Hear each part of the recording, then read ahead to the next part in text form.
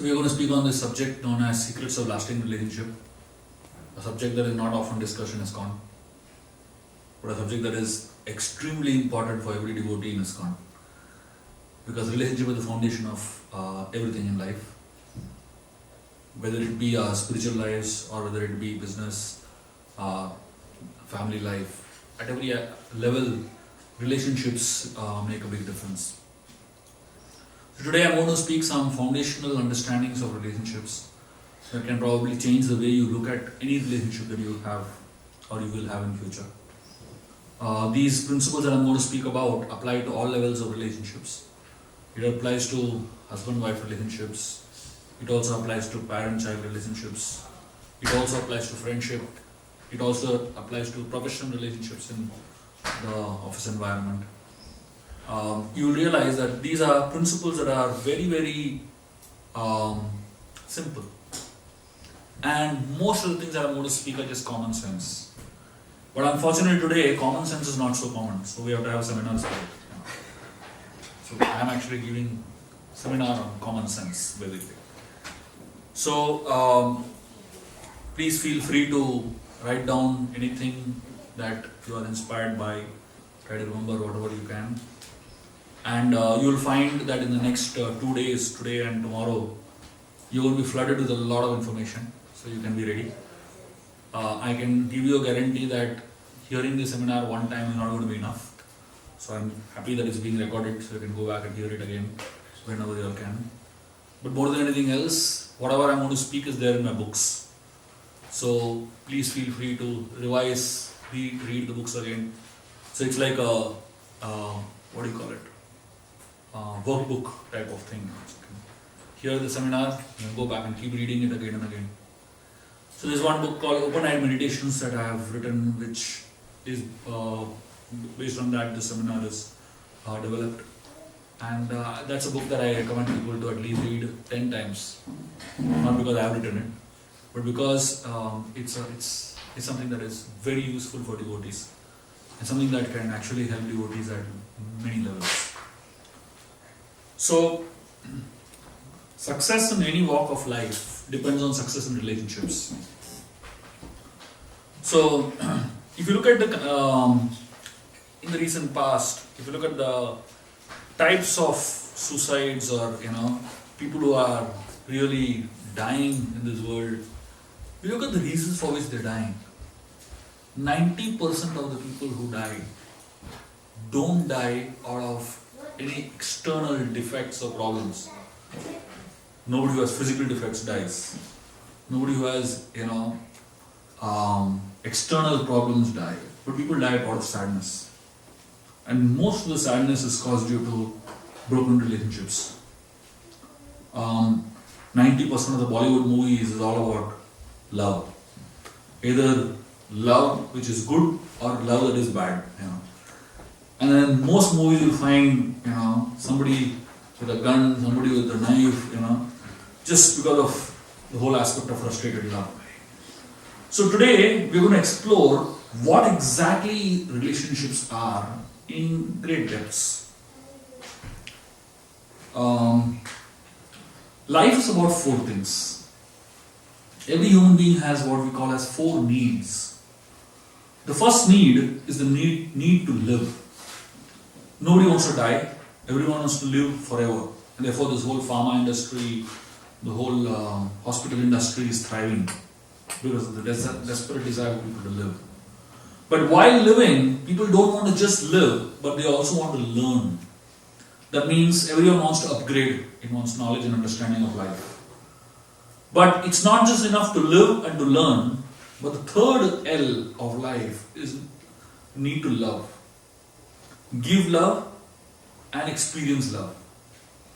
This is one of the most fundamental needs of human beings.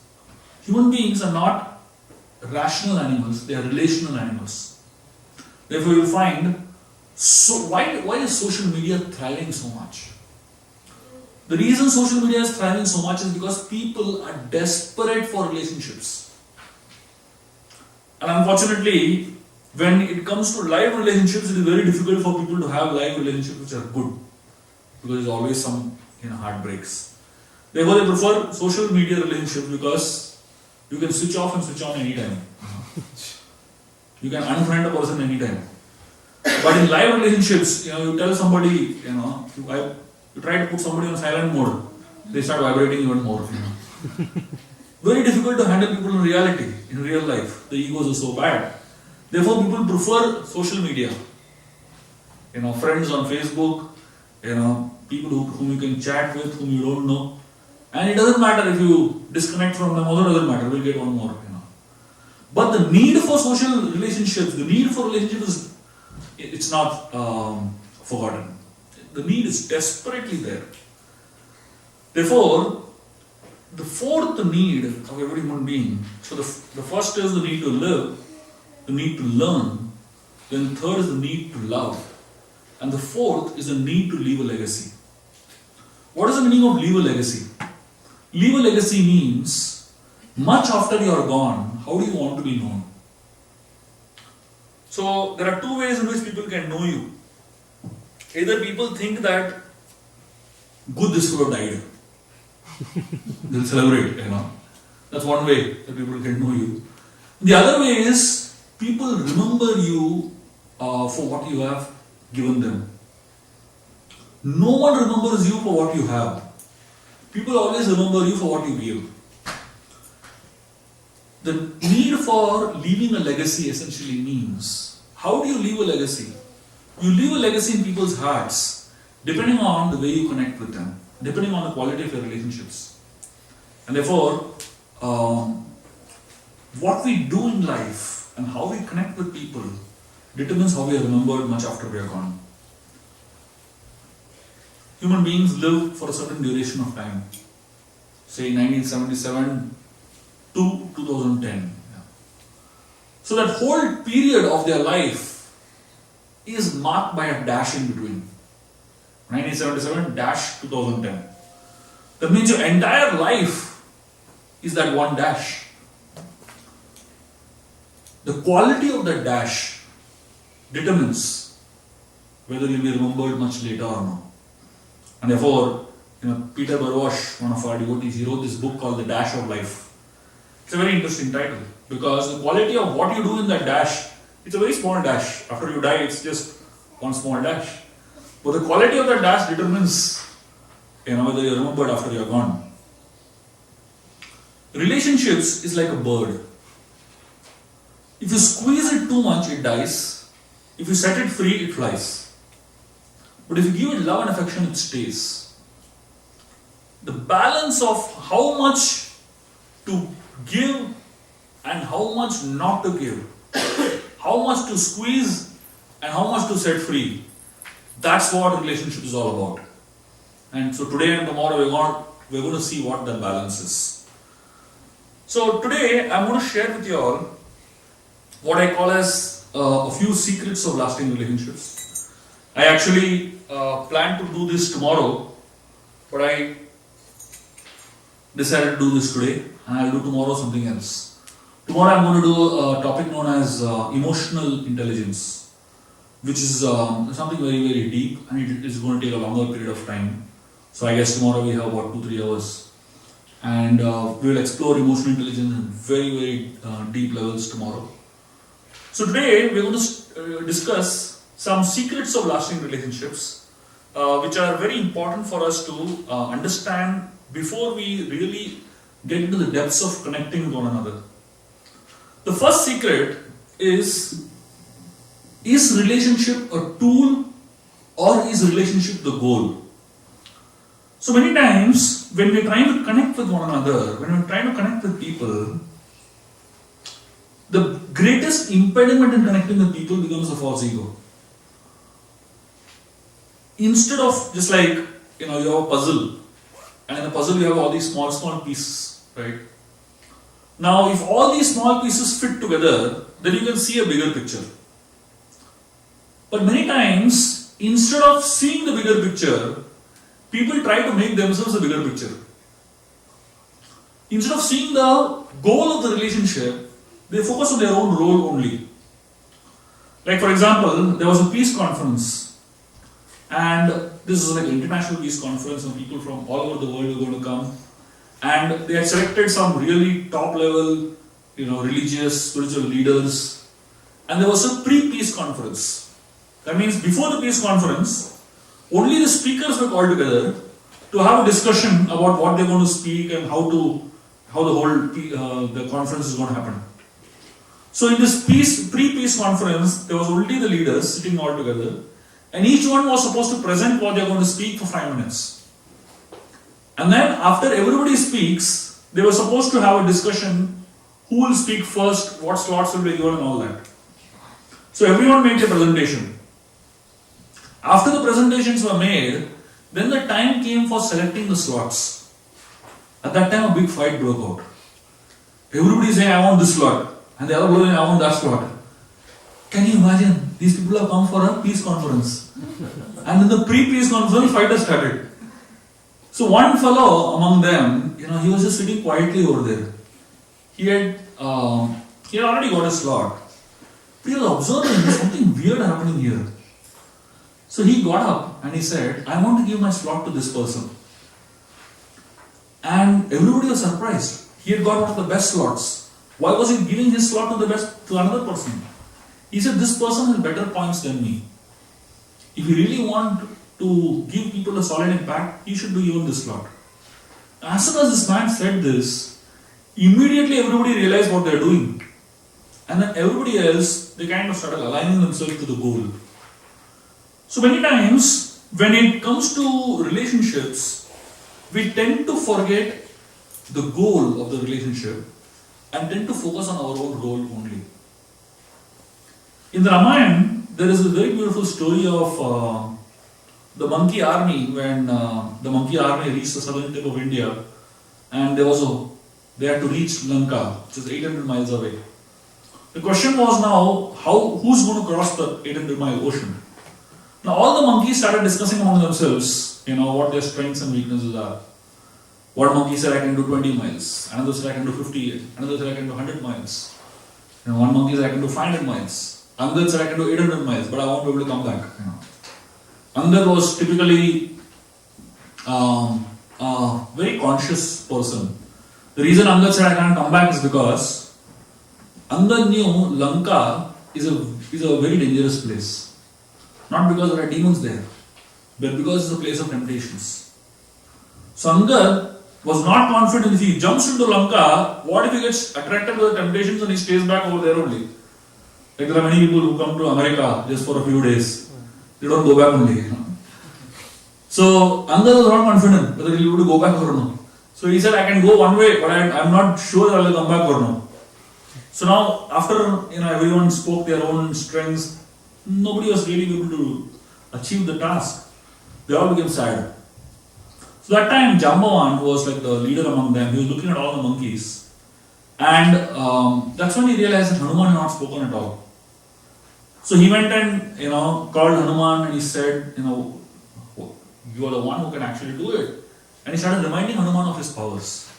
So as Hanuman was being reminded of his powers, he became more huge. He became really powerful.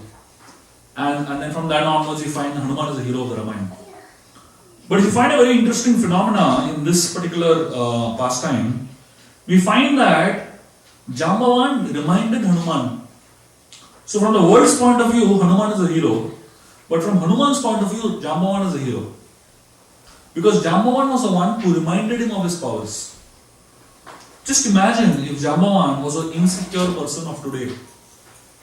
And if he had thought, why should I remind Hanuman of his powers? If I can't do it, why should I remind him and make him the hero? If I can't be hero, he also should not be hero. Let Ram go to hell, let Sita go to hell, I don't care. But if I can't achieve, he also should not be able to achieve. Generally, most people focus on their role. In a relationship, what is important is not the role. What is important is the goal of the relationship. And therefore, there are 3 ways to see any relationship. The first way is known as dependence. That means I am highly dependent on you. Without you, I can't do anything. There are many students who are in this mood, If the person in front of them doesn't come for exam, they will fail. Highly dependent people, you know. This is a highly dependent relationship, you know. It's known as parasitic relationship. It's sucked from the other fellow. Then there is a relationship known as independence. That means I don't need anybody. I can be on my own. There are many people like that in this world, you know, who go through one or two heartburns in their life and then they say, "Bas ho gaya. Akela rehna hai जीवन में. I don't want anyone in my life." You know. So they feel that they can do everything on their own. That is the second type of people, independence. The third type of people are known as who follow the principle of interdependence. Interdependence means I have my strengths, but I also have my weaknesses. And you have your strengths, but you also have your weaknesses. And therefore we synergize.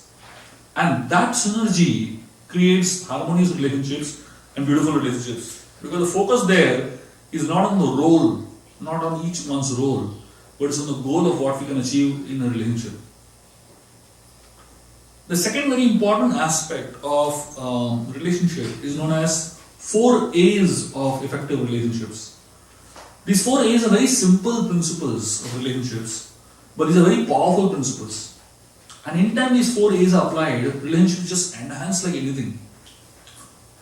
The first A is known as acceptance. In the Vidura Niti, Vidura gives 2 examples. The first example he gives is of a honeybee. He says, people should be like honeybee. When honeybee goes and sits on a flower, it takes a little nectar from one flower. It sucks a little nectar from one flower. Then it goes and sits on the next flower. Sucks a little more nectar from the second flower. Then it goes on the third flower. So it just takes little from every flower. Have you ever seen a honeybee taking so much nectar from one flower that the flower dies? No. The honeybee is very sensitive to the flower. Unfortunately today, people don't understand this principle.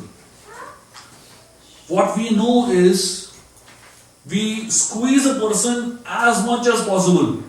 And when the person is useless, throw him out and get somebody else. This is known as use and throw relationships. So we tend to use people and we tend to love things. Ideally, we should be loving people and using things. But we tend to use people and love things. The reason is because acceptance means that we accept people as they are, rather than expecting them to become as we are. We tend to have very high expectations from people. And when they don't fulfill your expectations, then they are useless for us. And the reason we tend to have very high expectation from people is that we expect them to become a Xerox copy of ourselves.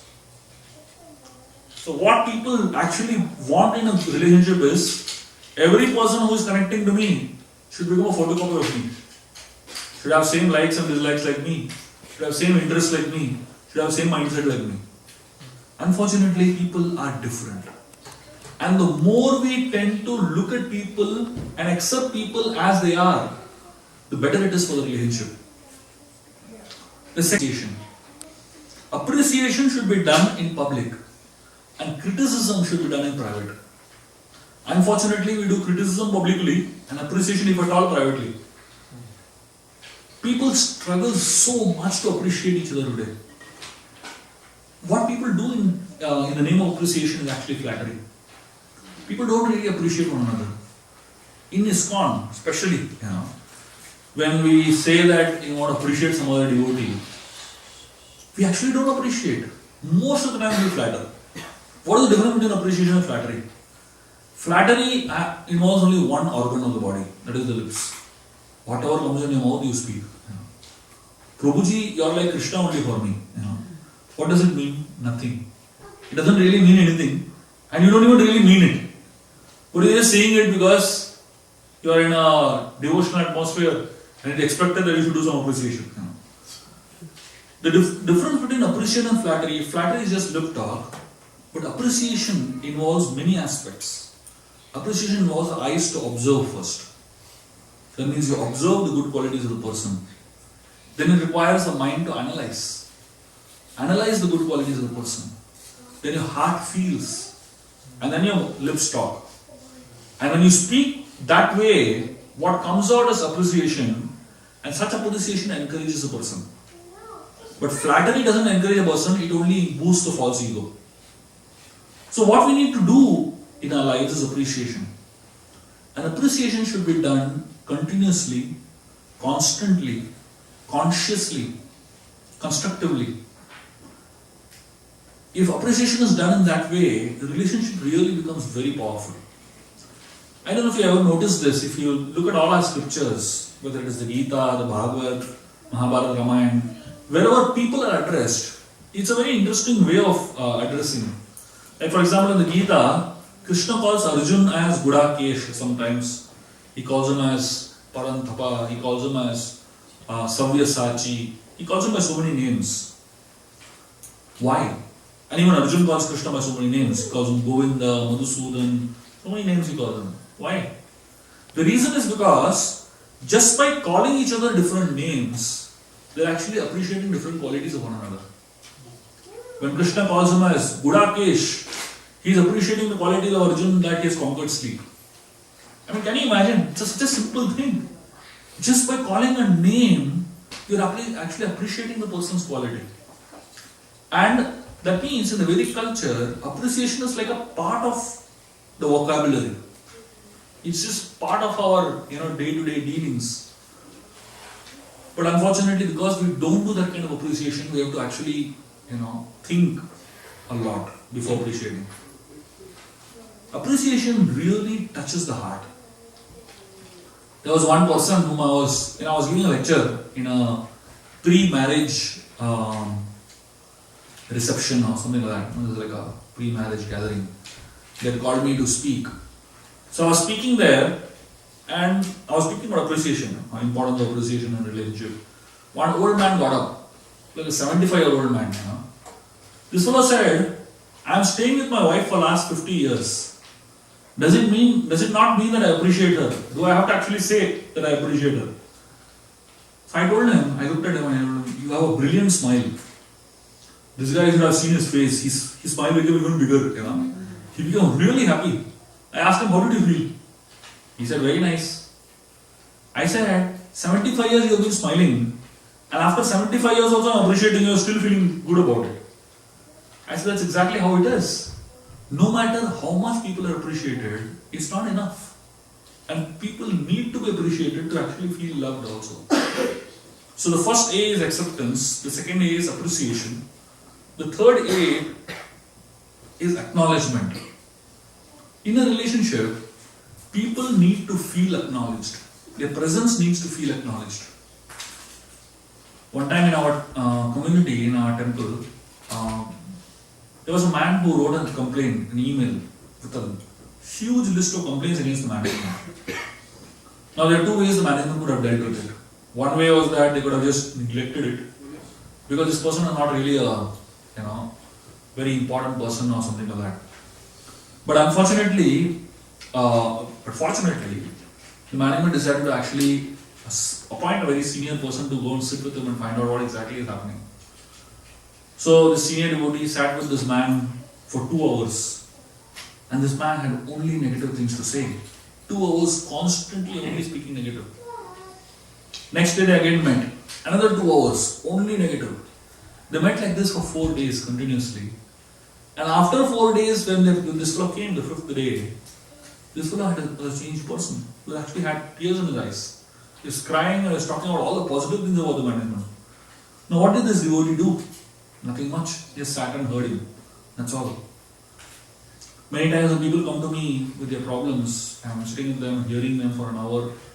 They're going on and on with what they're going through in their life.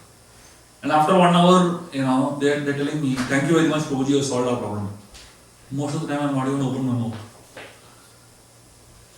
I realized that people don't need solutions to the problems of life. They just need to feel that they have been understood. That's all. Because most problems in life don't have a solution. There are very few problems that actually have a solution. Most problems have to be tolerated. And some problems have to be neglected. There are very few problems that can actually be solved. In Ayodhya, when Dasharath wanted to appoint the next king, he asked the citizens of Ayodhya who should be the next king. And everyone was enthusiastic that Ram should be the king. So Dasharatha asked all of them, what is it in Ram that you all see that you all feel that he should be the king?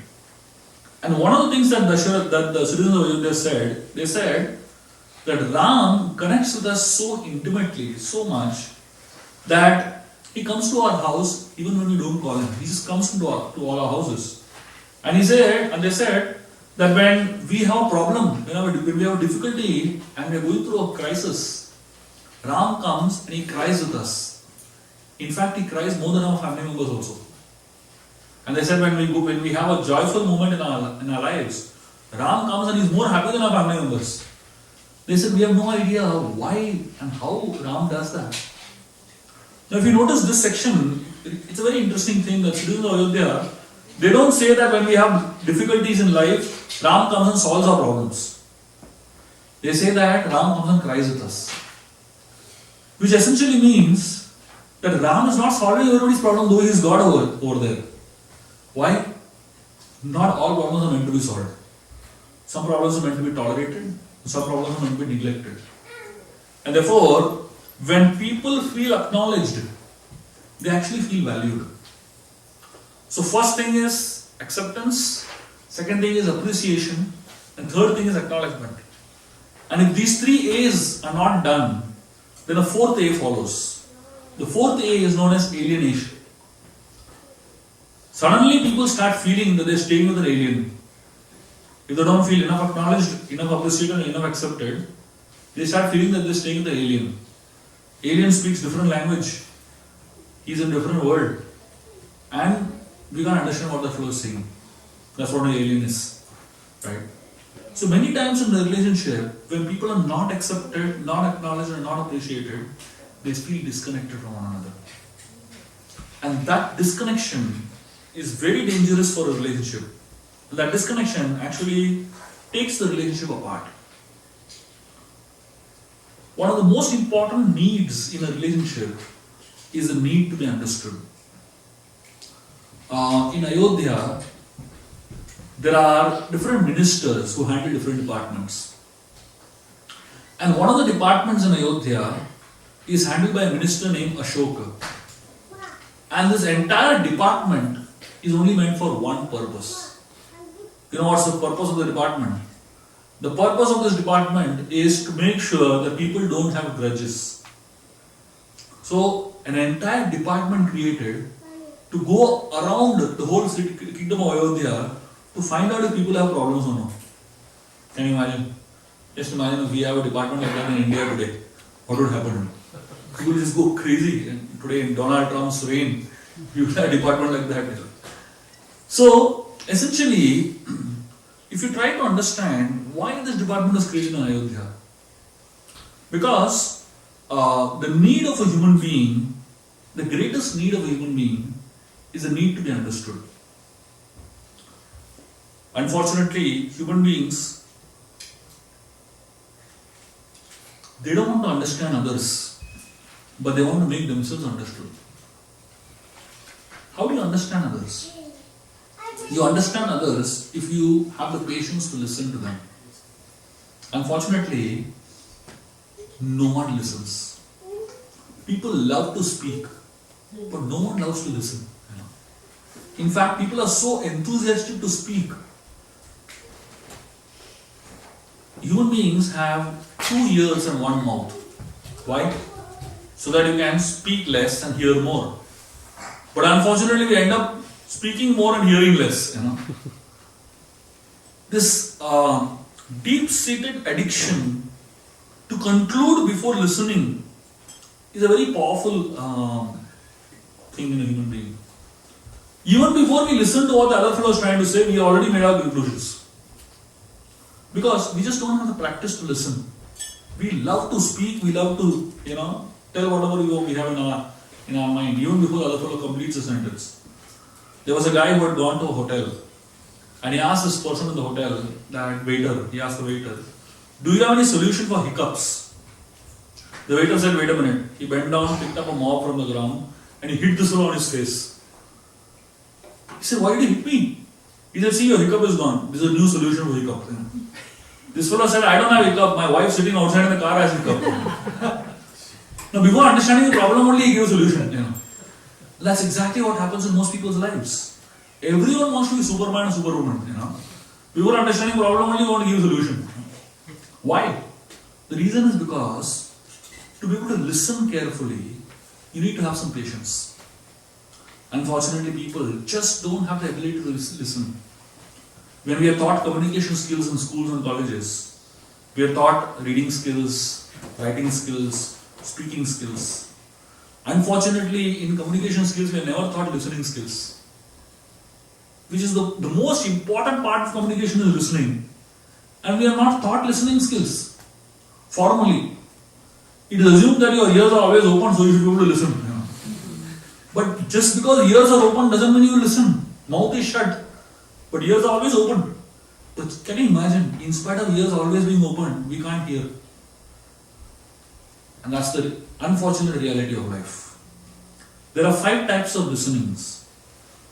The first type of listening is known as spaced out listening.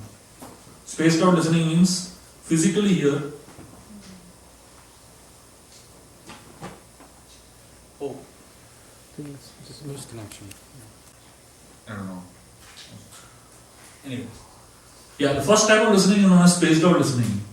Spaced out listening means physically hear, mentally not hear. There are many people who come to ISKCON lectures, especially those who are interested in only prasad, They come and sit over there. You can make out they're not there, They're physically there, numbers are there, but they are mentally not there at all. They're sitting on Eiffel Tower, Statue of Liberty, somewhere they're sitting somewhere else only. The second type of listening known as pretend listening. This is worse. Pretend listening means they sit in the front, the eyes are always open, they nod their head also. Perfect. It seems as if they are most enthusiastic listeners, but they are not listening at all. This is known as pretend listening. The third type of listening is known as selective listening. Selective listening means I listen only to those words that are useful to me. Like there was one fellow who used to go to a mosque every day. So he stopped going suddenly. So the Maulvi, he was very worried and he went and tried to find out where this fellow disappeared. So when he went to his house, he asked him, why are you not coming to the mosque? He said, it is written in the Quran, one should not go to the mosque. Now this fellow got the shock of his life. He said, I have read Quran so many times, I have never come across a sentence. He said, let me show you. He went and brought the Quran. And in that Quran is written, sentence is written, one should not go to the mosque. This fellow now was totally bewildered. So he went through it carefully and then he realized that this sentence was the last sentence in that page. And he continued to the next page, it said, without washing one's hands and legs. This fellow only read this part, one should not go to the mosque. And he closed the book. This is known as selective listening. Only hear that thing that is useful to me. Then there is something known as word listening. Word listening means I only hear words, but I don't hear the meaning behind those words. There are many people who catch words, catch you on words.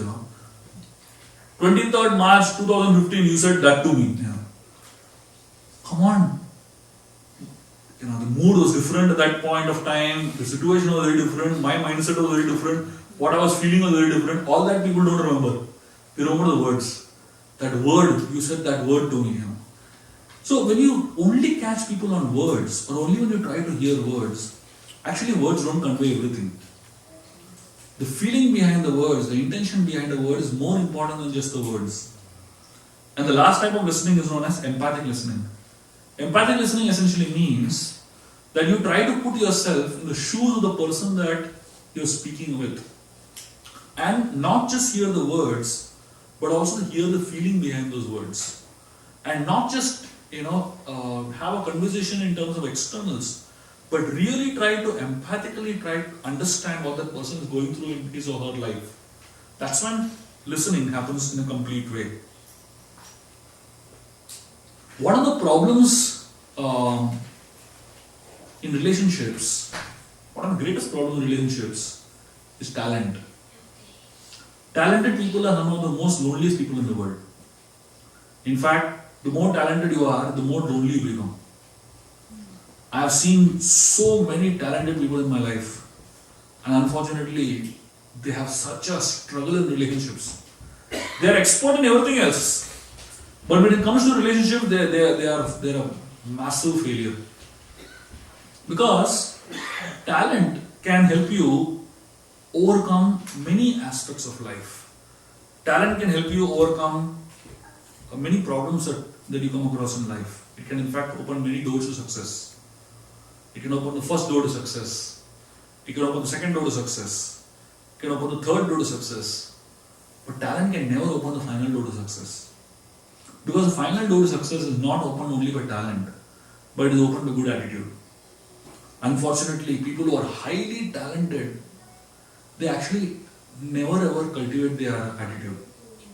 And because they remain very, very hollow and have wrong attitudes in life, they just become very, very negative in relationships. Like I had a young couple who came to me and they were like on a verge of divorce. I asked them what happened. And highly talented people. The husband was a IIT IIM. For those who know what it means, in India IIT IIM means almost like a demigod only. Highest degree India can give practically. So you can imagine how intelligent he was. And his wife was a ISB, she's an MBA from ISB, a very, very reputed institute. Highly talented people living together. But they just couldn't handle each other at all. I said, what happened? His wife comes and tells me, for my husband, everything is Excel sheet. I said, what do you mean by that? He said, she's saying that whatever I do for him, he writes in Excel sheet. If I smile at his mother, he writes an Excel sheet, puts a tick. Then he smiles at my mother and puts a tick. If I give a gift to him, he puts a tick. Then he gives a gift to me, then he puts a tick. She said, I can't handle this. For him, everything is Excel sheet. So when people are highly talented, talent sometimes becomes like a, it kind of chokes your ability to connect with one another. Some of the people who have the highest IQs have the lowest EQs. And that's what we're going to discuss tomorrow. Because in relationship, if you don't have a strong emotional quotient, it's very difficult to connect on a stable level. And unless and until we learn to develop our own emotions and develop our own ability to connect with other people's emotions and develop our ability to understand other people's emotions, the relationships will become meaningless practically. So, when people are hired in the Australian Army, there is a very interesting test, very interesting requirement that they have. They try to see if you have ever had an academic failure in your life. And if you have never failed in academics, they don't take you in the army. Can you imagine? One place where if you have failed, you are welcome. The reason they don't take a person who has never failed is because they don't know how this guy will handle failures. This is the problem with talented people. Because whatever problems they have come across in their life, talent has been able to help them overcome it. But when it comes to relationships, no matter how much talented they are, this problem can't be solved by talent. And therefore, they go through such crisis when they cannot handle a relationship properly. Because they are not used to solving a problem without talent. Relationships is something that talent cannot help you with.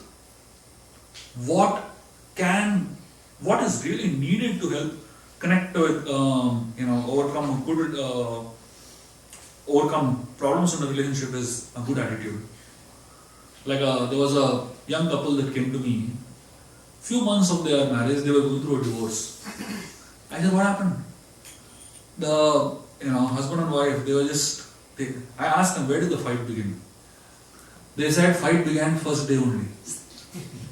I said, what happened? See, first day in the morning, the husband was brushing his teeth. So this fellow, he squeezed the toothpaste from top. The wife said, why are you squeezing from top? Squeeze from below. The husband said, no, mera style hai. Upar se squeeze. That's where the fight began. Can you imagine now? What difference it makes whether they squeeze the toothpaste below or on top? Unfortunately, when you don't have the right attitude, and the mind doesn't have the ability to process, It's always thinking from the point of view of right and wrong. When somebody is right doesn't mean the other person is wrong. There can be many rights and there can be many wrongs. But unfortunately, when you are highly talented, you cannot handle other things. You just either it has to be right or it has to be wrong. Nothing in between. And therefore, having the right attitude is very, very fundamentally important for having good relationships in life. Another very important aspect of relationship is our ability to see others' faults, see others' shortcomings, and see our own shortcomings. In the Mahabharata, there is a very interesting story of Dronacharya who called Duryodhana and Yudhishthira. He told Duryodhana, go into the kingdom and at least find one person who is better than you. And he told Yudhishthira, go at least and find one person who is worse than you. So Duryodhana went out, searched hundreds and thousands of people he met. He came back and told Dronacharya, sorry, I couldn't even find one person better than me. Because every person had one defect that I didn't have. And Yudhishthira went and came back and he said, I'm sorry, I couldn't find any person worse than me. Because every person had one good quality that I didn't have. Dronacharya said, I have found both the people. He told Duryodhana, the one person who is better than you is Yudhishthira. And the one person worse than you is Duryodhana. So our analysis of others are sometimes expressions of our own needs and values. So when we look at somebody else, how do we look at them? That determines who we are actually. There is something known as the lens principle. The lens principle says, who you are determines what you see. Depending on what your inner substance is, that is what you will see in others. Duryodhana could only see faults in others. And Yudhishthira could only see good in others. Depending on who they are. So who you are determines what you see. Second thing is, who you are determines how you see others. There was a man who came to a village for the first time in his life. And he stopped at the entrance of the village and he met an old man. And he asked the old man, how are the people in the village? The old man asked him a question. He said, how are the people in the village you came from? This fellow said, all useless people. Completely selfish, cruel, completely bad people. The old man said, same here. So this fellow entered the village very sadly. After some time, another man came and he met the same old man. And he asked the same question, how are the people in this village? The old man asked him the same question, how are the people in the village you came from? He said, they are such kind, amazing, gentle people, very loving, very caring. The old man said, same here. Same old man, same village and same people. But he gave them two different opinions. Because who you are determines how you see others.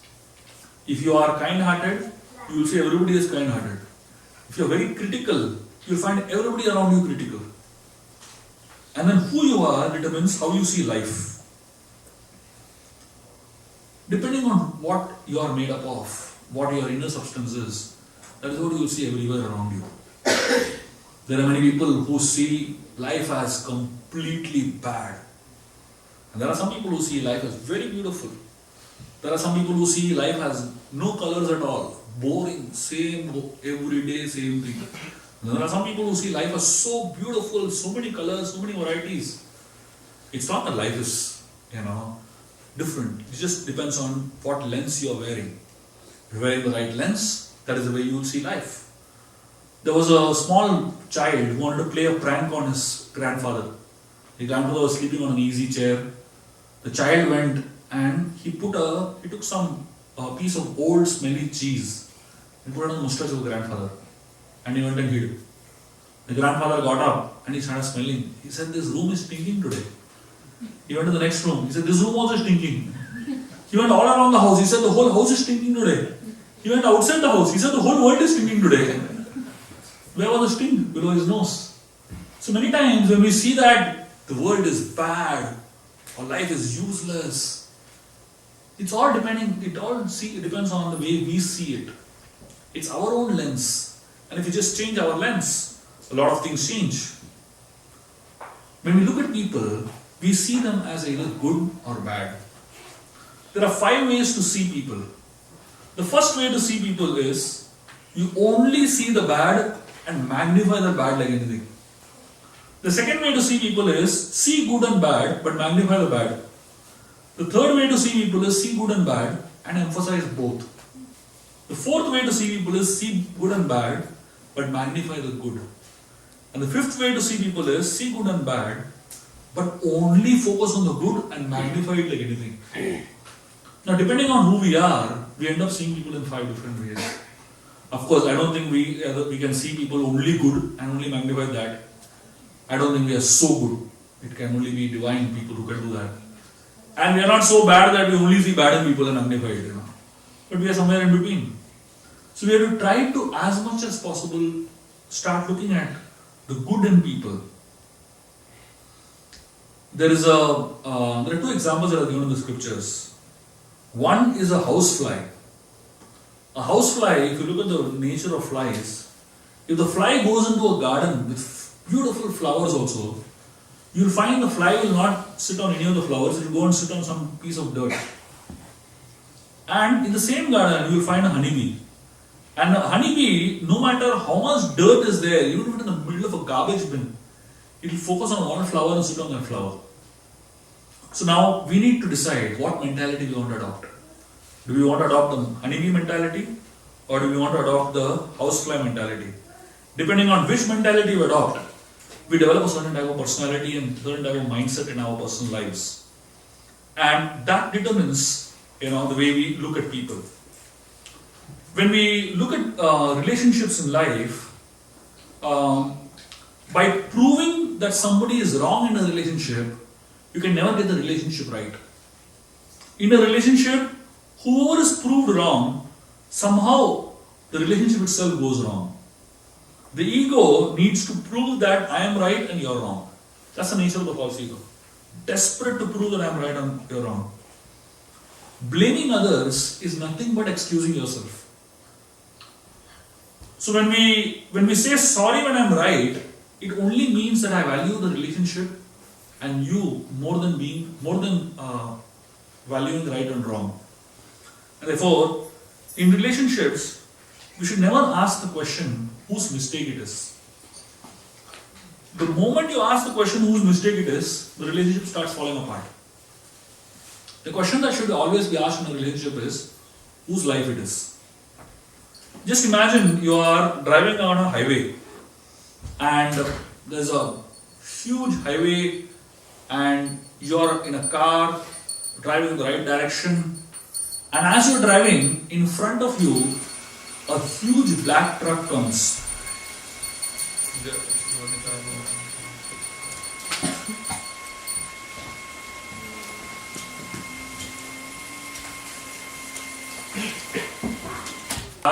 And a huge black truck comes from the opposite direction, and that fellow is coming on the wrong way. What will you do? You'll adjust yourself to save the prevent meeting the accident. Suppose you go a little further and second black truck comes, what will you do? Again you will adjust yourself. Suppose you go a little further and third black truck comes, what will you do? Again you will adjust. Suppose the 20th truck comes, what will you do? You will again adjust.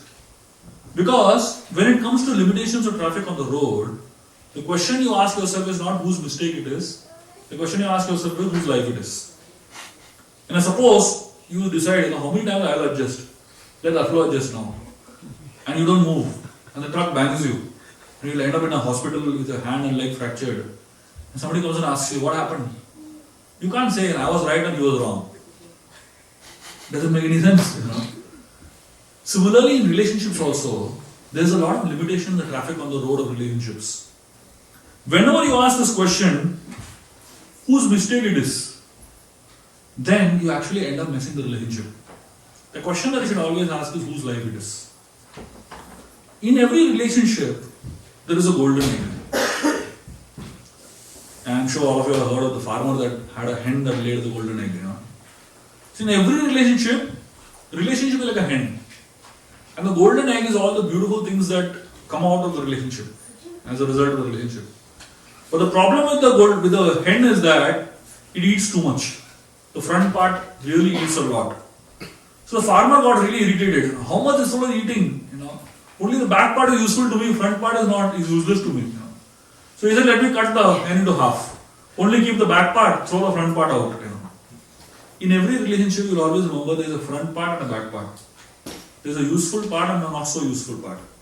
If you want the useful part, you have to tolerate the not so useful part. In every relationship, you will always find there is going to be people who will have idiosyncrasies, who will have weird behaviors, who will have defects, who will have, shortcomings, weaknesses. And if you want the good that comes out from the relationship, you have to learn to tolerate the bad. And that's the most important thing if you want to remember the long-term goal of the relationship. This is known as Shreyas or Preyas. Most people are looking for short-term pleasures, pleasure today. But actually wise people should look for long-term pleasure. That means today the relationship may be intensely bad, or we're struggling like anything against our false egos. But if we continue struggling for some time, a time will come when we fall in sync with one another. And the false egos kind of just fit in perfectly, So till that time, what do? Just tolerate. People are always going to be different. You will never have people who are perfectly same in a relationship. Everyone is different. And therefore, it is important to acknowledge the differences and look at the similarities. I'll end with a very important way in which we deal with relationships, which is from a very beautiful story of the Ramayana, which is one of my favorite stories of the Ramayana. This story of the Ramayana happens when Ram, Lakshmana and Sita are in the forest and the golden deer comes into their life. So when the golden deer comes into their life, Ram, Lakshmana and Sita is inspired by the golden deer. She loves the golden deer. It has beautiful golden skin. It has silver spots on it. Its ears are blue in color, and its another ear is pink in color. And the belly of the golden deer has a rainbow color. So this deer is so fascinating to look at. The Sita just falls in love with the deer. She tells Ram, "Get me this deer." First time in the last 25 years of their marriage, Sita had asked anything from Ram. So Ram, he tells her, I'll get the deer for her. Absolutely. He tells Lakshman, guard Sita, and he goes away. So when he reaches a little distance, he realizes it's not a deer, it's a demon named Marich. So he shoots an arrow and kills Marich. And while Marich is dying, in the voice of Ram, he shouts out for Sita and Lakshman for help. Intensely shouts out. So when Sita hears Ram's voice, she becomes very concerned. She starts panicking. She tells Lakshman, go and help your brother is in trouble. Lakshman starts laughing. The Acharyas explain why Lakshman laughs. Lakshman is thinking, Lakshman is a guru of course, Lakshman is thinking that generally when a living entity is in trouble, when all of us are in trouble, what do? We shout out to God, oh God, please help me. But this is the first time when God is in trouble, he's shouting out, oh living entity, please help me. So Lakshman is laughing, thinking like that. I have never heard that God calls out to a living entity for help. So Lakshman tells her, don't worry, Ram cannot be in trouble.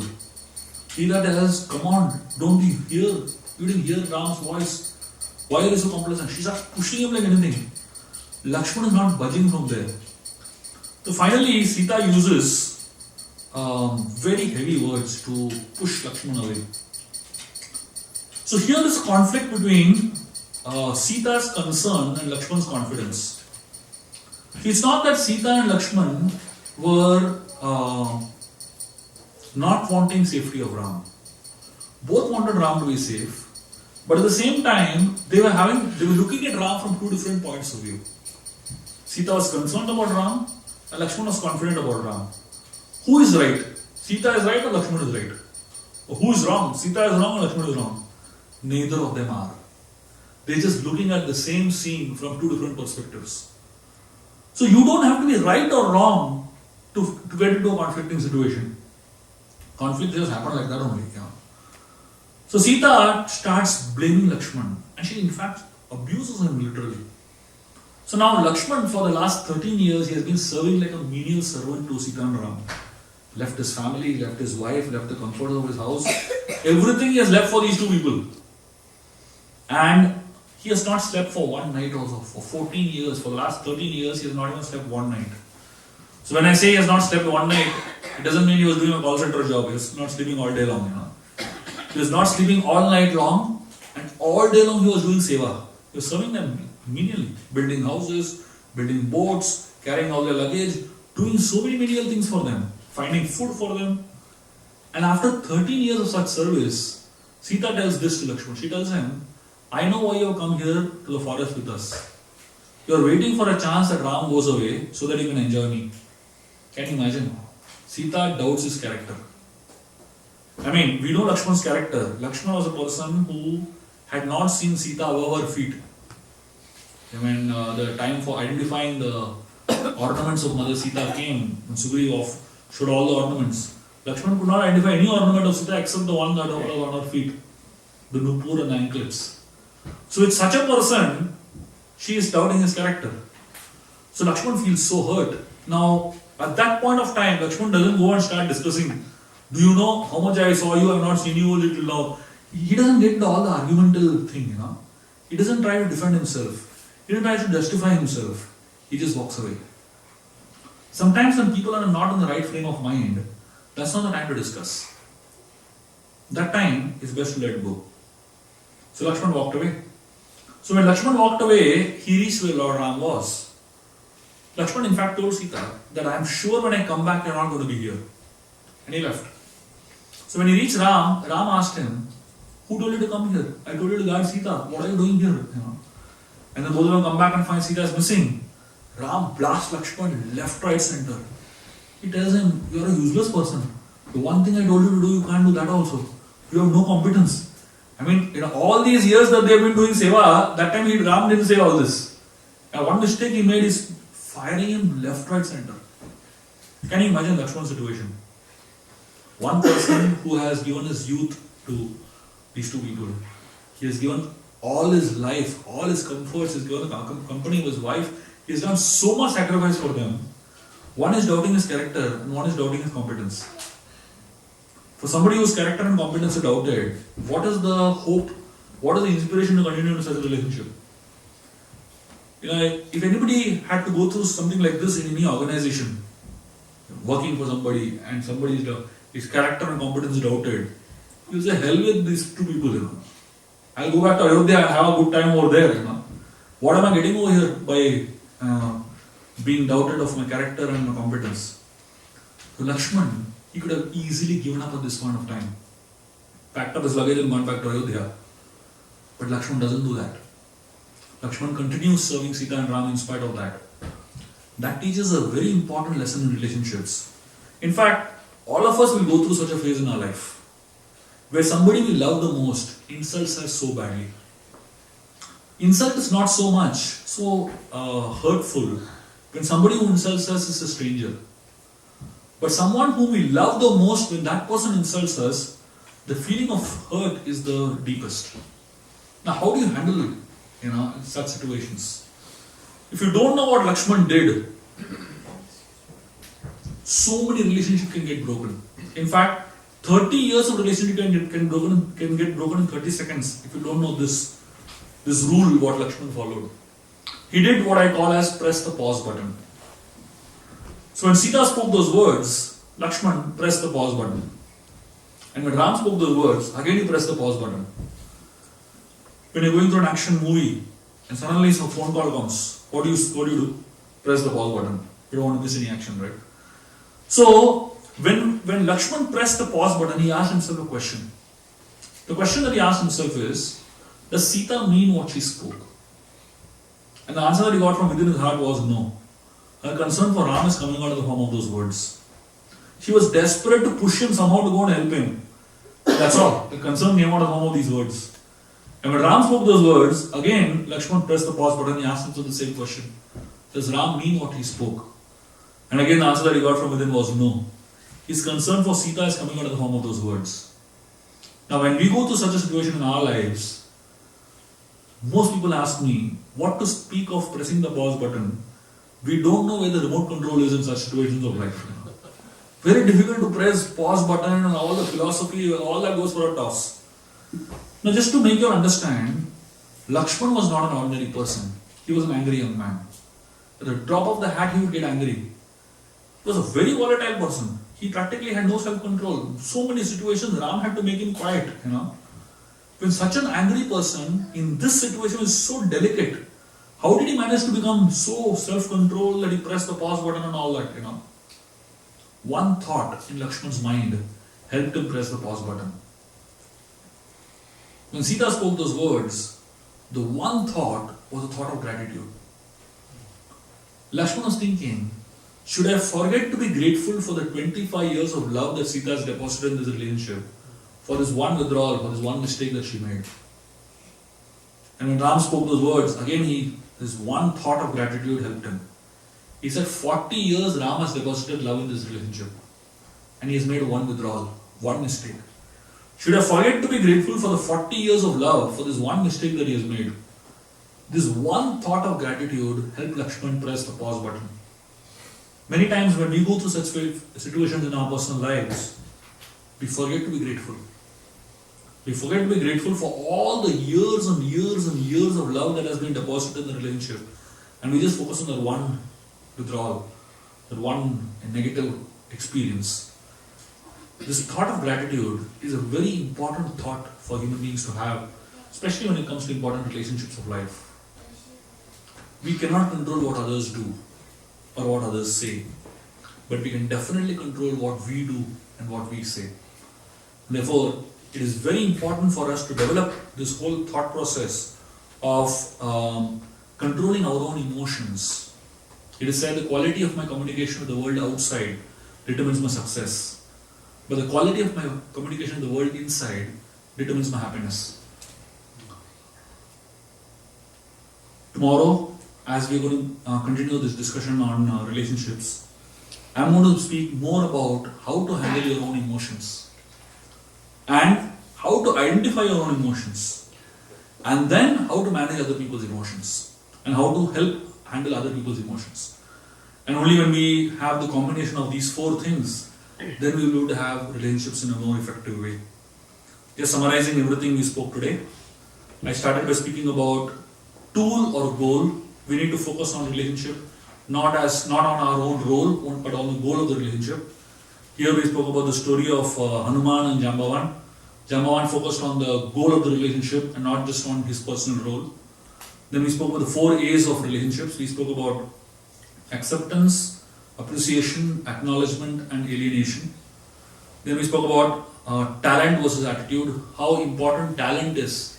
And in fact, talent becomes many times an obstacle if you don't have good attitude in relationships. Then we spoke about how one should not judge, but rather look at people as they are. Here we spoke about the lens principle, how one should when we look at others, our analysis of others are expressions of our own needs and values. Spoke about the story of Duryodhana and Yudhishthira here. Then we spoke about preparing for relationships. Here we spoke about the lens principle. Who you are determines what you see. Who you are determines how you see others. And who you are determines how you see life.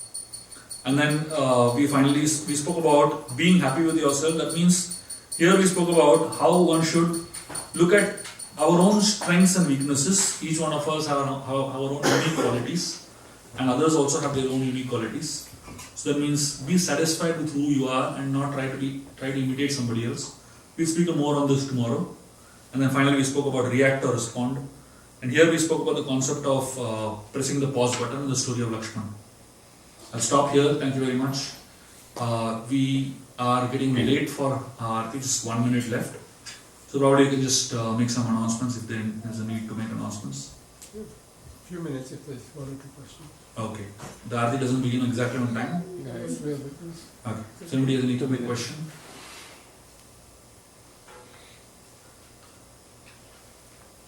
When you say relation, you have to have tolerance in relation. So how do you tolerate it? Maybe you can tolerate in family settings, but how can you do that in business settings? Tolerate.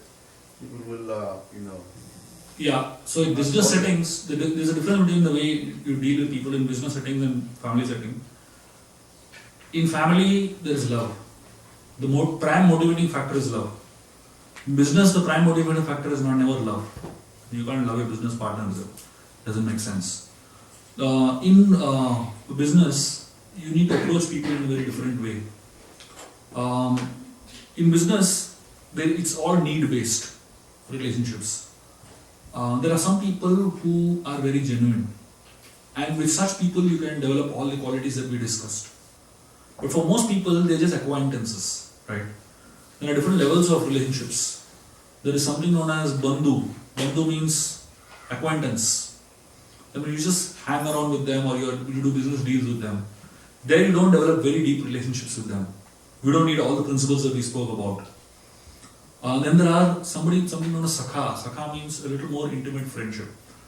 With such people, you need to have a little more tolerance and a little more connection than with the bandhu. Then there's surat. Surat means very intimate friend. With them, you need to have all the tolerance in the world. So depending on who you are dealing with, you need to kind of increase the level of tolerance, basically. Yes. What if someone's angry at you and they always mention what you did every single day? What should we do? Tomorrow I'm going to speak about how to deal with angry people. That time you'll get the answer, okay?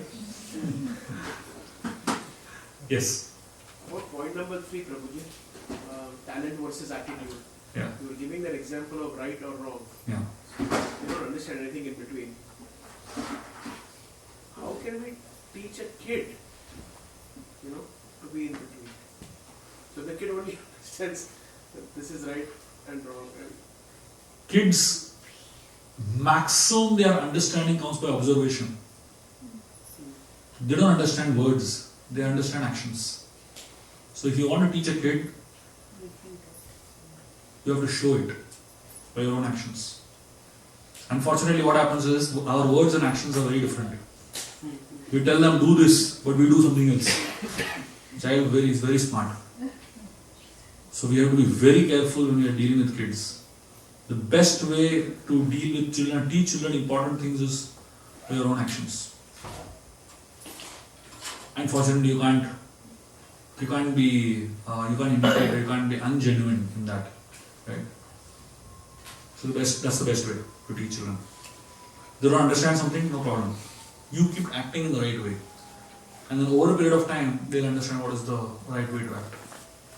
So do we pass the message or we don't pass the message? See, you have to pass the message. Like Saint Francis of Xavier, he would say to his preachers, preach all day, and if necessary, speak. Preach all day, if necessary, speak. That means preach by actions, basically. I have another question I'll ask you offline. Yeah. We can